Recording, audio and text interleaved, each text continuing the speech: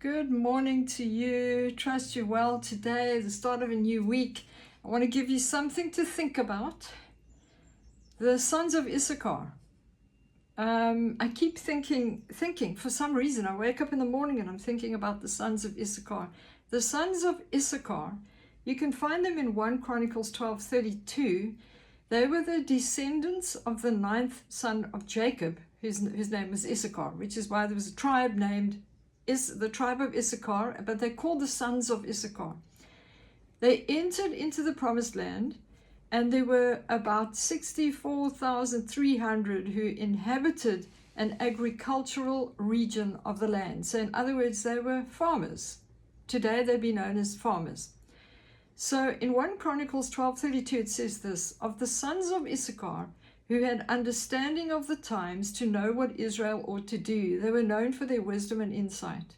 And the reason I keep thinking about this is in 1 Chronicles 12, it lists all the different tribes, the mighty men of David, and why they were called, what they did. And so this tribe of Issachar, they were known for their wisdom and insight. They studied the stars. They knew maths. And so they were the clever ones, like the nerdy ones we think about. Not if you know maths, I'm not calling you a nerd. I'm just saying, you picture these people, if they're clever, they do maths, they study the stars, and law as well, is that they're sitting at desks today with their glasses on, and they're very intelligent, and they probably would be these kind of people today. Very studious, very intellectual, but the sons of Issachar were also known for being great warriors. They joined David's army. So David wasn't just looking for a whole lot of people who had a lot of knowledge and wisdom up here because they had studied things. But he needed people who were going to be warriors as well. So today, let me just finish this. In Numbers 1:28, there's a census that's taken. There were 54,400 men from the sons of Issachar who were able to go to war. So they were strong, valiant warriors with intellect as well. They were politically wise, which is why they were valuable to David.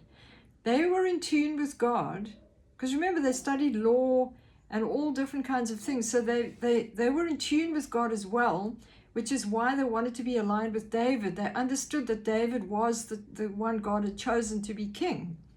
Also, because of their agricultural background, they understood weather patterns. If you talk to a farmer, they can tell you when it's going to rain and what's good for the crops and what's not. So what am I saying to you with all of this stuff? It's important that you and I discern the times, because this is what they were known for. They had understanding of the times. They could discern what was happening in the times. So they knew what Israel ought to do, which is why they advised people.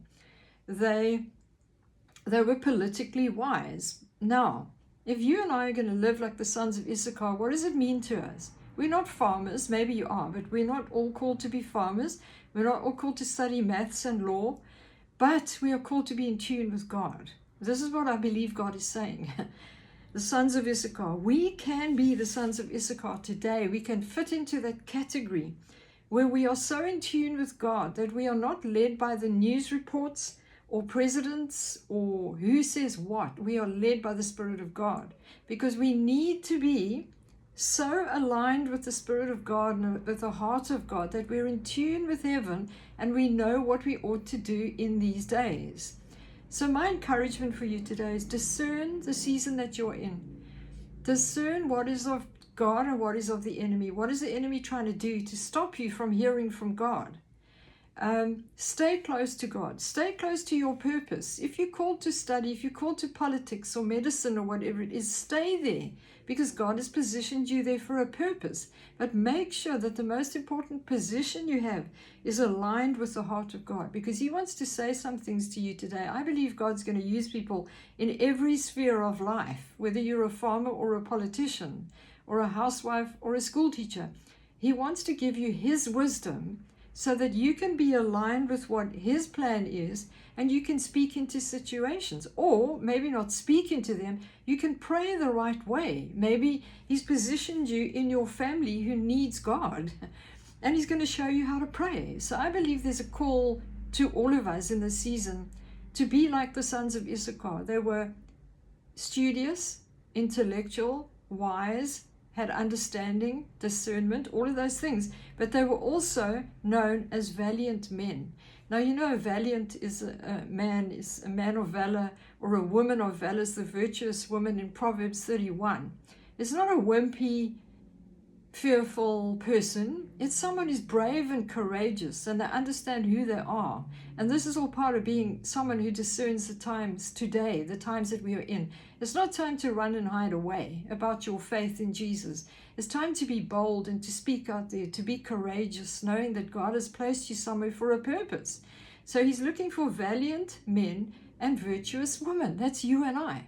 So be like a son of Issachar today. Know your place in the kingdom and be discerning, and so that you know what you ought to do in this time. So be encouraged with that today. You're destined to win.